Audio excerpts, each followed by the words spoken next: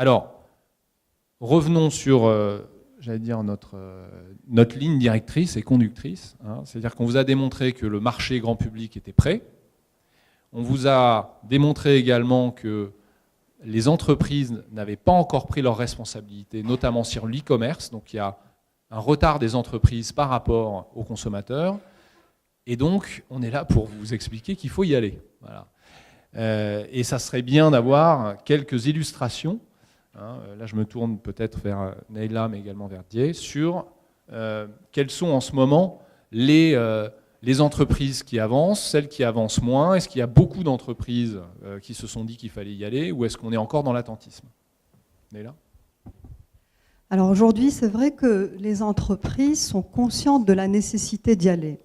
Après, le problème, c'est que, comme on le disait tout à l'heure, quand on parle de digital, on y met tellement de concepts différents, tellement de problématiques, que finalement, on peut se retrouver perdu et ne pas savoir par quel bout prendre le problème. Et finalement, aujourd'hui, s'il y a des acteurs qui sont en mesure aujourd'hui d'y aller et de s'organiser en fonction du digital et de cette transformation digitale, ce seront ces acteurs-là qui vont faire un jackpot. Et comme on le disait tout à l'heure, il y a les géants qui y vont, comme Nestlé, qui vont réussir réellement à un moment donné à faire le shift par eux-mêmes pour aller vers le digital. Il y a les nouveaux entrants qui arrivent avec un modèle qui n'existait pas auparavant et qui vont quelque part bouleverser complètement les acteurs établis, les acteurs traditionnels et les obliger à intégrer le digital, mais avec un peu de retard. En Tunisie, ce qu'on voit, c'est qu'aujourd'hui, il y a encore une crainte, il y a encore quelques questionnements. On est conscient du marché, on est conscient des habitudes de consommation et, comme le disait Sarah tout à l'heure, de cette agilité que peuvent avoir les clients, les consommateurs au niveau du digital, de leur présence, du taux de pénétration, on en est conscient. Néanmoins, on met encore un peu de temps à leur proposer nos produits et nos services en ligne. On parle de nos produits, on parle de nos services, on les expose, on les met en avant, mais on n'est pas encore au stade où on s'est organisé pour que les consommateurs puissent acheter ces services-là ou ces produits-là en ligne, qu'on puisse leur livrer ces produits, qu'on puisse vraiment s'organiser en interne en fonction de ces nouvelles tendances. Alors, Neila, ça c'est sur l'e-commerce et sur ces choses-là, mais on a effectivement exposé en introduction que la transformation digitale n'était pas que du commerce, mais également, j'allais dire, un travail sur la productivité interne. Voici une prise de parole qui a été musclée, dynamique. Voilà. Et donc, c'est intéressant de voir aussi, même si effectivement ça ne se termine pas par de la transaction, qu'est-ce qui est en cours dans cette évolution, puisque en fait, le digital est une marche par étapes. Il y a 2 points. Parlez dans le micro. Alors, je vais commencer par le premier, c'est plus simple. Je pense qu'il ne faut pas être... allez, je vais le dire très clairement. Moi, personnellement, je ne suis pas un trapéziste de l'informatique en mal de passion. Quand on parle business,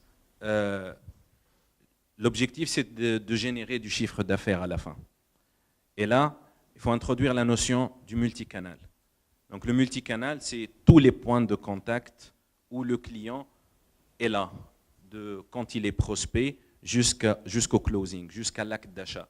Alors, il y a la boutique, c'est clair, il y a le site web, il y a le Facebook, il y a les personnes qui recommandent, il y a tous ces canaux de contact. Et je pense que le point le plus important, c'est que l'entreprise, pour générer du chiffre, il faut qu'elle suive ce prospect-là en multicanal. Aujourd'hui, le client, il identifie son besoin tout seul sur un site web, par exemple. Dans la foulée, il va le tester dans une boutique. Ensuite, il s'informe via un centre d'appel. Il vient clôturer l'achat soit sur le site web pour se faire livrer dans la boutique. Donc, c'est une chaîne de valeur où l'entreprise aujourd'hui doit vraiment être certaine de ne pas perdre de vue ce prospect pendant tout ce customer journey, donc pendant tout ce cycle, tout ce parcours client.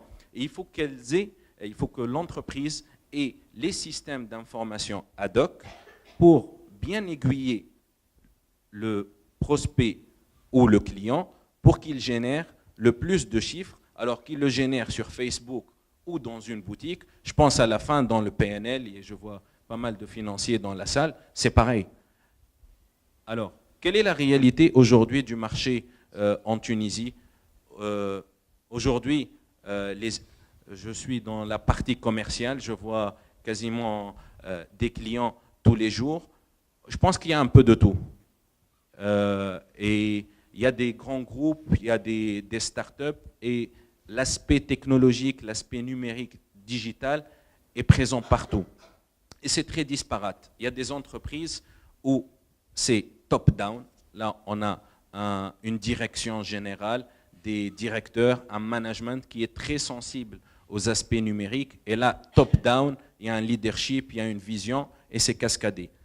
Dans d'autres entreprises, c'est le contraire. C'est plutôt une autre pyramide d'âge, et c'est les 25-30 qui prennent le lead sur l'aspect technologique et qui orientent à la fois les travaux et l'entreprise dans des axes technologiques différents. Mais on le voit aujourd'hui de plus en plus. Il est vrai que la partie téléphonie mobile et les smartphones a évolué très bien. Rappelez-vous, moi je me rappelle lors du démarrage de Tunisiana en 2002, par exemple, la puce elle était à 150 dinars. Imaginez le prix de la puce et le prix de la minute aujourd'hui. Mais aujourd'hui, on est en train quasiment de vivre la même chose sur les aspects fibre optique, sur les aspects voix sur IP, et les entreprises sont en train d'adhérer petit à petit. Mais il est clair que ce n'est pas uniquement une volonté des entreprises ou des managers ou une clairvoyance de certains privés. Et là, je pense que les ministères sont présents et les autorités publiques sont présents. Il faut un plan global. Il faut un plan global qui parte d'une stratégie pays dans le numérique et le digital, qui se décline dans un premier temps avec du privé, ensuite avec du partenariat public-privé, pour ensuite faire des actions dans le public tout court. Aujourd'hui, je pense que la question est très complexe et un schéma global, un schéma directeur global pays ne peut qu'aider les entreprises, petites ou grandes, à aller vers l'avenir et accompagner la transformation digitale de toutes les entreprises en Tunisie. Et il ne faut pas hésiter à dédramatiser le digital en interne, à effectivement le démocratiser au sein des organisations aujourd'hui. Et pour ce faire, on peut effectivement à un moment donné imaginer en amont de réfléchir stratégie digitale, d'organiser cette démarche d'attaque du digital pour se sentir beaucoup plus à l'aise une fois qu'on y est, pour pouvoir avoir des lignes directrices et se dire finalement, on sait où on va, on sait comment aborder le problème et on sait par quel bout le prendre. Donc on a une stratégie digitale, on a un cadrage qui est mis en place, on a un accompagnement stratégique qui est fait, qui permet d'une part l'accompagnement au changement, parce que parfois il y a quand même un accompagnement au changement interne à produire et à réaliser, et puis qui permet en même temps d'y aller de façon efficace et pertinente. Juste un point sur lequel j'aimerais rebondir par rapport à ce que vient de dire Dia, également par rapport à la partie vision unique du client, vision 360. Donc aujourd'hui, les entreprises doivent effectivement, quand elles entreprennent cette démarche de digitalisation ou de transformation digitale, anticiper la valorisation et la collecte de ces données qui vont transiter par le digital. Et non pas laisser passer ça et finalement se rendre compte après coup qu'on n'a pas tiré le meilleur profit de ces données et de ces connaissances qui sont générées grâce au digital. Et comment le faire? On peut le faire avec le big data, avec les solutions de CRM et autres. Donc toutes ces solutions-là permettent à un moment donné de faire une meilleure segmentation, un meilleur profiling, une optimisation des gestions de campagne marketing, et j'en passe. Alors, quand on n'a rien commencé sur le digital, effectivement, quand on se dit que d'autres sont déjà très avancés, ça peut être... on a l'impression d'avoir une montagne à gravir et c'est compliqué. Mais je pense là-dessus, Faris, vous pouvez peut-être nous expliquer un peu le cheminement qu'il y a eu Alors c'est un gros acteur, on est dans la banque, il y a un certain nombre de moyens, mais vous allez voir qu'une stratégie pas à pas, là-dessus, en commençant d'abord par des puits de données, par des choses comme ça, et par des services en ligne assez simples, qu'on fait évoluer au fur et à mesure, ça porte ses fruits. Pareil. Alors, pour illustrer ce que vient de dire que ce soit Neila ou Zier, ce qu'il faut voir, c'est qu'au niveau de la BIAD, donc, il y a eu tout un projet de refonte du système d'information qui nous a permis d'avoir une meilleure intégration de notre système d'information. Et justement, derrière ça, c'est de développer des services en ligne par rapport à notre clientèle et de multiplier les différents canaux, que ce soit de communication ou de distribution. Ce qu'il en est pour illustrer donc, ce qu'il vient de dire, c'est que donc en 2013, donc, il y a un nouveau site qui a été mis en place, un espace client qui a été mis en place pour la clientèle, avec des services plus évolués que ce qu'on avait auparavant. Et les résultats sont là, hein, donc c'est-à-dire que ce soit en termes de connexion, d'utilisation du site, pratiquement ça s'est multiplié par 5. Donc là, c'est sur pratiquement 1 an et demi. Et puis, en termes d'abonnement, bon, ça, c'est un peu la cerise sur le gâteau. Ça s'est multiplié par 2. Donc,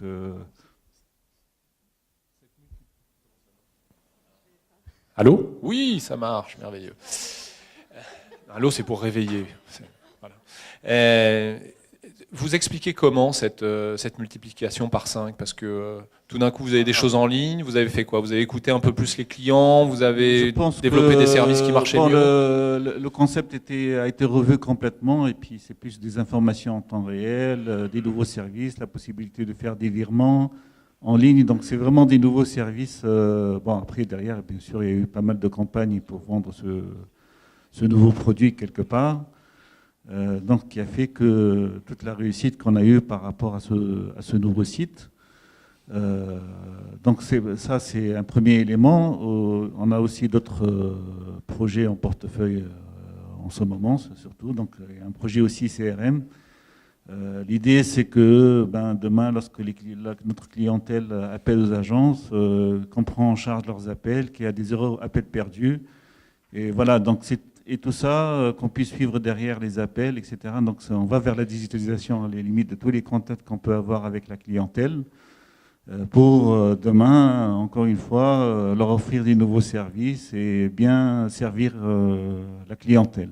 Alors, nouveau service, je vous coupe une seconde, nouveau service, parce que c'est vrai qu'on parle beaucoup de nouveaux services, on dit voilà, c'est mieux, les clients sont plus contents, on leur apporte plus de choses, c'est plus simple. Mais il y a aussi toute la partie, finalement, économie interne, productivité interne, et là, vous pouvez peut-être évoquer ce qui se passe avec les premières expériences de digitalisation des points de vente, c'est-à-dire développer des systèmes qui vont automatiser certaines tâches pour libérer du temps au personnel pour faire d'autres choses. Exactement. En fait, ce qu'il en est aussi, c'est qu'avec la refonte de notre système d'information, avec une meilleure intégration de l'information, une meilleure digitalisation de l'information, ça nous a permis donc d'être plus proche de notre clientèle, et puis d'un autre côté, d'être mieux productif. Par rapport à des tâches administratives, des tâches en moins qu'on était amené à faire dû à la non-intégration du système. Bon, ces tâches-là ont été supprimées quelque part. Et puis, bien sûr, on a une approche plus commerciale vis-à-vis de notre clientèle au niveau surtout des agences, dans le sens certaines tâches sont plutôt déportées au niveau des back-office, etc. Le fait que l'information maintenant elle est partagée au sein de la banque, ça fait que ça facilite, via le système d'information, ça nous facilite une certaine transformation, une certaine organisation différente au niveau de la banque. Alors là, vous voyez une illustration très claire du deuxième retour sur investissement du digital. Encore une fois, le premier, c'est vendre mieux, vendre plus. On l'a vu. Le deuxième, c'est faire mieux avec autant, ou alors même faire mieux avec finalement des investissements internes et des coûts internes moindres. Là, Sarah, vous pouvez peut-être nous donner un dernier exemple, et après on va conclure parce qu'on est très en retard, sur la relation client et la façon avec laquelle vous opérez, enfin la façon dans laquelle vous opérez cette relation client grâce au digital. Et peut-être quelques bénéfices. Justement, en fait, on a peut-être commencé par ce qu'il y a de plus difficile, enfin, le e-commerce, peut-être pour certains secteurs, etc., enfin, difficile pour se projeter, mais on peut commencer par des choses plus simples, et le digital est aussi un magnifique canal, justement, de relations clients, et on peut tous le faire, hein, l'intégrer à un moment dans notre parcours de relations clients, pour imaginer, justement, ce parcours. Aujourd'hui, vous avez des clients qui, de toute façon, dans leur usage, sont sur le digital. Donc, qui, au lieu de prendre leur téléphone et appeler votre service client si vous en avez, vont préférer instinctivement aller se plaindre sur votre page, sur un réseau social, ou sur Twitter, etc.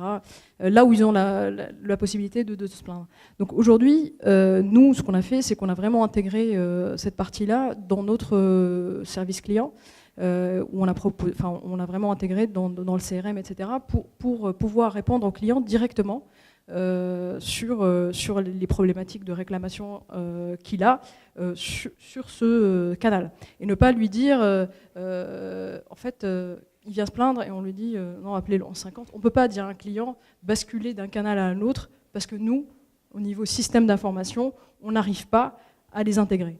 Ça, pour un client, c'est pas compréhensible. On ne peut pas lui dire, mais excusez-nous, parce qu'on ne peut pas faire parler notre CRM, etc. Non. Donc, à nous de trouver justement la solution. C'est ce qu'on a mis en place chez Orange pour intégrer ces canaux, pour que de bout en bout, on réponde au client là où il vient se plaindre. Donc on a réussi à faire ça et on a vu tout simplement, très simplement, que le temps de réponse était meilleur, parce que c'est pas comme un service où on appelle, où il y a un IVR, où il faut choisir entre les différentes branches, où il y a un temps d'attente, etc. On est beaucoup plus dans l'instantanéité. Et ensuite, on voit aussi que la satisfaction client aussi est améliorée. Un client à qui on a résolu un problème de bout en bout sur le digital est beaucoup plus satisfait qu'un client qui est passé par un autre canal. Et tout ça dans des coûts moindres. Donc c'est magique. C'est beau ça. Alors on ouvrira les questions dans un instant. Alors Naïla veut prendre le micro. Est-ce que c'est pour dire qu'il n'y a pas de service client chez Business et Décision parce qu'il n'y a pas de clients insatisfaits, c'est ça? C'est déjà le cas, mais je n'ai pas besoin de le dire, tout le monde le sait. Non, je voulais faire ma blague d'abord. Tu disais allô, allô. Chez nous, on dit 1, 2, 1, 2 quand on prend le micro. Voilà, je voulais déjà la faire. Et puis surtout, je voulais dire qu'aujourd'hui, ce serait dommage de ne pas profiter justement, comme le disait Sarah, des possibilités technologiques qui sont offertes à nous. Et c'est vrai qu'aujourd'hui, la technologie est là pour supporter, soutenir et pour permettre effectivement d'opérer cette transformation digitale. Nos partenaires éditeurs, et aujourd'hui on a un représentant le directeur général de Microsoft qui est là, qui sont nos partenaires, voilà, en attesteront et vous pouvez savoir qu'aujourd'hui vous pouvez compter sur les solutions pour pouvoir traiter une volumétrie importante des données, pour pouvoir vous donner des solutions efficaces, etc., en mesure de traiter la digitalisation de votre entreprise, au-delà de la stratégie, des cas d'usage et de tout ce qu'on a illustré tout à l'heure. Alors j'aimerais conclure, et avant d'ouvrir les questions, par une allégorie très très simple, parce qu'on a prononcé beaucoup de mots techniques, on a parlé de process compliqués, on a parfois évoqué des situations qui ne touchaient pas les uns et les autres. Alors revenons peut-être à des analogies simples. Je ne sais pas s'il y a des fumeurs parmi vous. J'imagine que oui. Voilà. Bon, alors, vous savez que ça ne va pas forcément bien se finir. C'est dangereux de fumer. Pourtant, vous continuez. Tu casses l'ambiance. Ouais. Alors, qu'est-ce qui va vous faire changer? Est-ce que c'est le fait de savoir que ça va mal se finir? Non, vous continuez. Vous allez arrêter quand vous aurez mal ou quand vous aurez peur. D'accord? Bon, ça c'était pour l'ambiance. Donc tout ça pour dire que la transformation digitale, c'est pareil. Je vois toute la journée des gens qui savent ce qui va arriver. Ils le savent. Ils savent qu'un jour, d'autres qui ont investi vont leur faire mal. Ils le savent. Et pourtant, ils gesticulent, ils disent on va le faire, on lance des missions, on fait des trucs, ou on fait rien du tout parce que finalement ça ne nous concerne pas. Et puis quand ça arrive, quand ils ont Amazon qui leur prend 5 points de part de marché par an, là ils ont mal et ils ont peur. Alors tout d'un coup, ils se lancent. Mais ils se lancent tard. Le digital, c'est une pièce sombre dans laquelle on vous met et on vous dit maintenant il faut sortir. Vous ne connaissez pas cette pièce. Donc soit vous allez au début en tâtonnant, et puis vous prenez les pieds dans le tapis, la table basse, le canapé, mais vous le faites en tâtonnant et en marchant finalement très lentement, et vous tombez sur un mur, vous le suivez jusqu'à la porte de sortie, et là vous sortez de la pièce. Si par contre vous attendez trop, et qu'il vous reste que quelques secondes pour sortir de cette pièce, vous allez le faire en courant, parce qu'il faut sortir vite. Et là, vous allez prendre le risque de vous prendre la table basse, de tomber lourdement et de vous faire très mal. Voilà. Donc, le processus de transformation chez l'être humain, c'est très compliqué. On est mal, que vous hésitez, que vous n'avez pas envie de vous faire mal, que vous dites c'est peut-être pour celui qui va passer après moi qu'il faudra faire ces réformes, mais moi je vais y aller tranquillement. C'est parfaitement humain, sauf que c'est une erreur lourde. Vous devez y aller, vous devez faire quelques erreurs, vous devez prendre un minimum d'expérience, parce que quand les murs, les petites contraintes qu'on a listées, qui sont déjà en train de s'estomper, auront disparu, là, il faudra être prêt, parce qu'en face, vous avez des acteurs mondiaux qui rigolent pas. Voilà. C'est tout. Vous pouvez poser des questions.